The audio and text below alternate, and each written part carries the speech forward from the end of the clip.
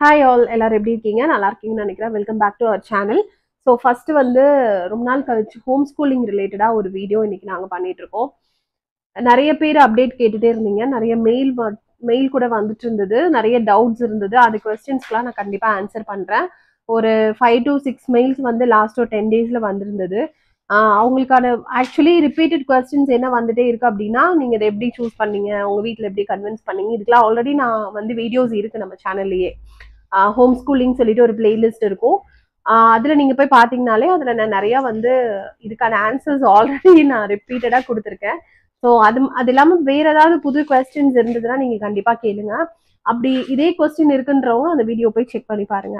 So இப்போ என்ன latest update அப்படின்னா, இஷோ வந்து என்ஐஓஎஸ்ல என்ரோல் பண்ணியிருக்கோம். இந்த வட்டம் லெவல் 3 இட்ஸ் என்ன சொல்றது 5th ஸ்டாண்டர்ட் சொல்லலாம். ஸோ லெவல் 3 வந்து என்ரோல் பண்ணி இந்த ஃபெப்ல வந்து அவனுக்கு எக்ஸாம்ஸ் வரப்போகுது. என்ஐஓஎஸோட எக்ஸாம்ஸ், அதுக்கான ப்ரிப்ரேஷன் போயிட்டு இருக்கு. ஹோம் ஸ்கூலிங் பண்றோம்.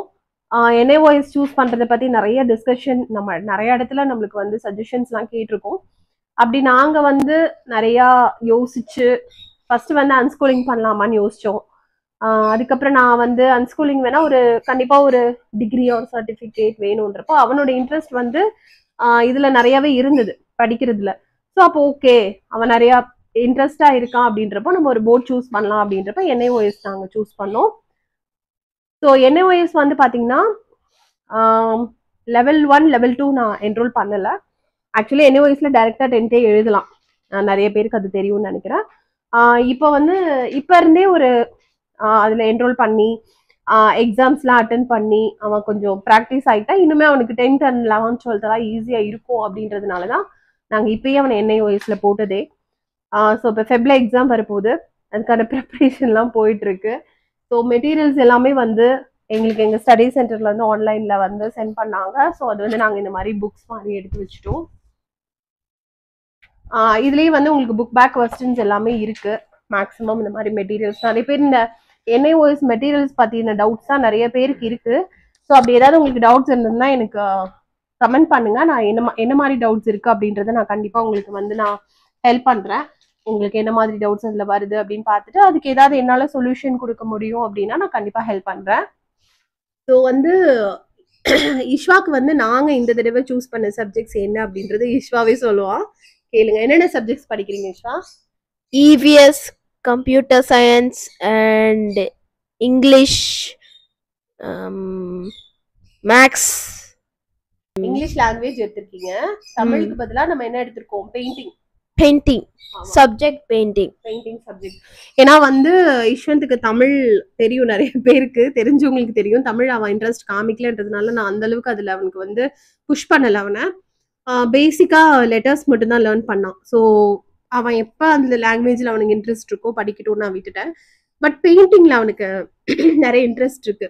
ஸோ நம்மளுக்கு ஒரு ஆப்ஷன் இருக்கு, உங்களுக்கு என்ன வருதோ அதை எடுத்துக்கலாம் அப்படின்றதுல என்ஐஓஎஸ் அது ஒரு பெரிய விஷயம் என்னை பொறுத்த வரைக்கும். ஸோ யஷ்வந்துக்கு வந்து நாங்கள் பெயிண்டிங் எடுத்திருக்கோம்.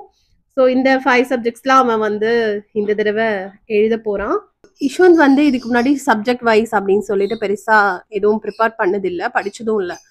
அவனை என்ரோல் பண்ணதே வந்து நான் வந்து ஒரு ஹாஃப் இயரில் தான், ஃபுல் இயர் கூட அவன் படிக்கலன்னு சொல்லலாம்.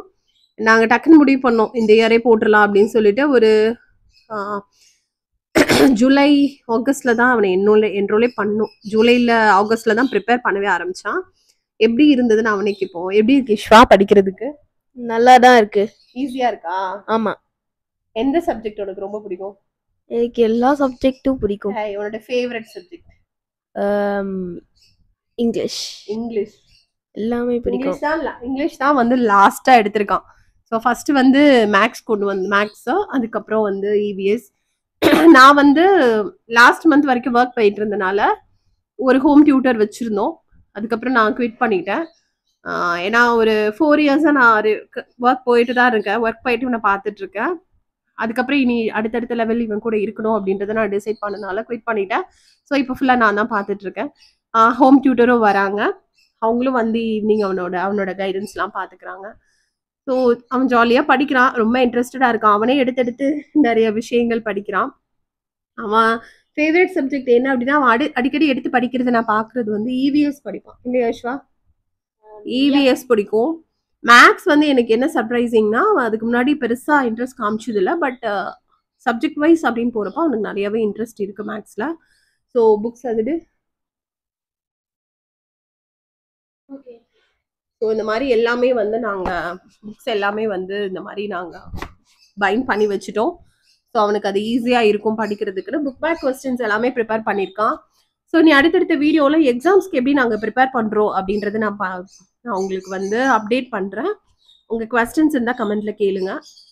யஷ்வந்தோட எக்ஸாம்ஸ் அவன் போய் எழுதிட்டு வர்றது ஃபர்ஸ்ட் டைம் எங்களுக்குமே வந்து அவன் இது பண்ணி ஒரு டெஸ்ட்டுன்றது கூட பண்ணது கிடையாது. பட் கொஞ்சம் ட்ரைன் கொடுத்துட்ருக்கோம்.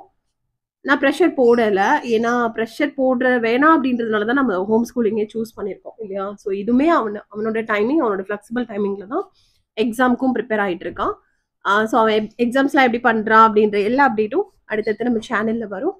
மறக்காமல் பாருங்கள், சப்ஸ்கிரைப் பண்ணிக்கோங்க, வாட்ச் பண்ணுங்கள். தேங்க்யூ. ஐ சொல்லிடு. Bye bye. See you next time. See you next time.